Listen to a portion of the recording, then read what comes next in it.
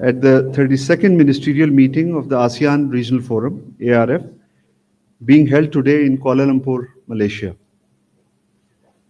At the ARF Ministerial Meeting, the Deputy Prime Minister, Foreign Minister will participate in discussions on political and security issues affecting Asia-Pacific region with a focus on promoting peace, stability and mutual cooperation through dialogue. On the sidelines of the 32nd ARF Ministerial Meeting, the Deputy Prime Minister, Foreign Minister, he has met with the Prime Minister of Malaysia, Canadian Foreign Minister of Australia, Foreign Minister of Laos People's Democratic Republic, Foreign Minister of Sri Lanka, Foreign Minister of the Russian Federation, EU High Representative and Vice President, and Foreign Minister of Switzerland. The leaders reviewed the progress of ongoing bilateral engagements and expressed their commitment to further enhancing cooperation, particularly in economic, trade, investment, education, tourism, high-level political exchanges, and people-to-people exchanges. They also discussed a range of regional and global issues, including the recent developments in the region. He also engaged with the Pakistani community in Kuala Lumpur. On the invitation of the Deputy Prime Minister, Foreign Minister, Senator Mohammad Ishaq Dar, the Minister of Foreign Affairs of the Republic of Turkey, Hakan Fidan, co-chair of the Joint Commission under the High-Level Strategic Cooperation Council, HLSCC, framework, and the Minister of National Defense, Yasser Goler, co-chair of the Joint Ministerial Commission, visited Islamabad on 9 July 2025. The Deputy Prime Minister, Foreign Minister welcomed the visiting dignitaries and underscored the close and brotherly relations between Pakistan and Turkey. He appreciated the growing momentum in bilateral cooperation and stressed the importance of expanding collaboration in areas such as trade, investment, and energy.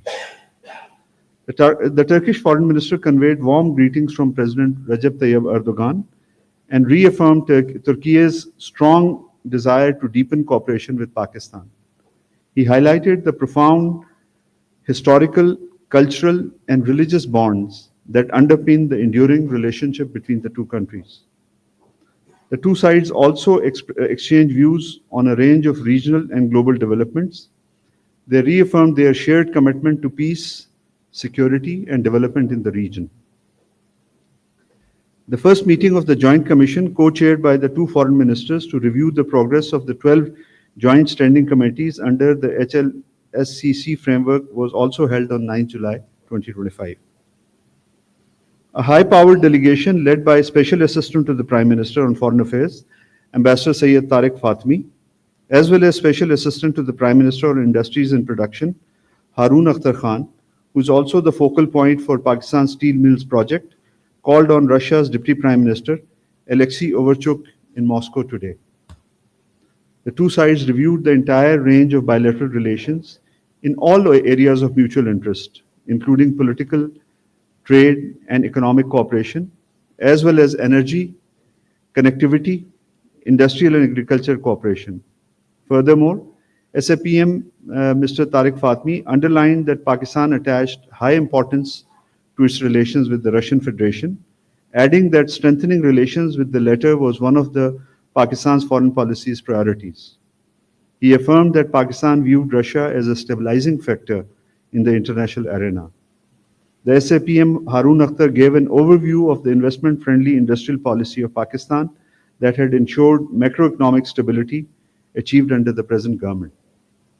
The two sides also touched upon regional and international issues such as situation in South Asia, Afghanistan, and the Middle East, as well as bilateral cooperation between Pakistan and Russia at all multilateral fora. The inaugural round of the additional secretary-level mechanism between foreign ministries of Pakistan and Afghanistan was held on 7 July 2025 in Islamabad, pursuant to the decisions reached during the visit of the Deputy Prime Minister, Foreign Minister of Pakistan to Kabul on 19 April 2025. Additional Secretary of Afghanistan and West Asia, Ambassador Syed Ali Asad Gilani, led the Pakistan side, while the Afghan side was led by Director General, First Political Division at the Ministry of Foreign Affairs of Afghanistan, Mufti Noor Ahmad Noor. Discussions covered key areas of bilateral interest, including trade and transit cooperation, repatriation of Afghan refugees, security and connectivity. Both sides recognize terrorism as a serious threat to regional peace and security. The Pakistan side emphasized the need for concrete actions against terrorist groups operating on the Afghan soil, noting that such groups undermine Pakistan's security and hinder regional development. Both sides reaffirmed their support for sustained engagement to address mutual challenges. They recognized lasting security as a cornerstone for both the region's optimal development as well as for further advancement of bilateral relations. They decided to convene the next round of additional secretary-level talks at mutually convenient dates.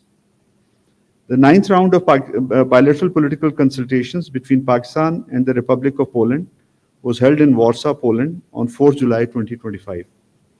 The Pakistan delegation was led by Additional Foreign Secretary Europe, Ambassador Mohammad Ayub, while the Polish delegation was headed by Secretary of State at the Polish Ministry of Foreign Affairs, Mr. Bartoszewski.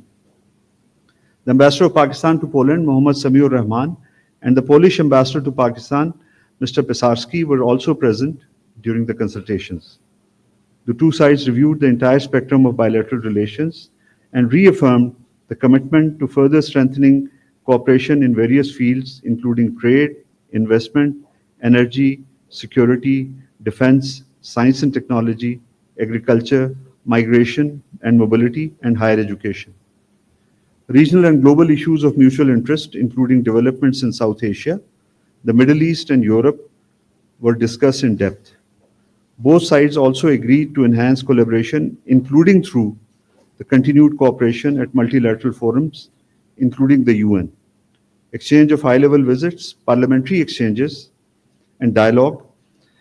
It was mutually agreed to hold the next round of consultations in Islamabad in 2026.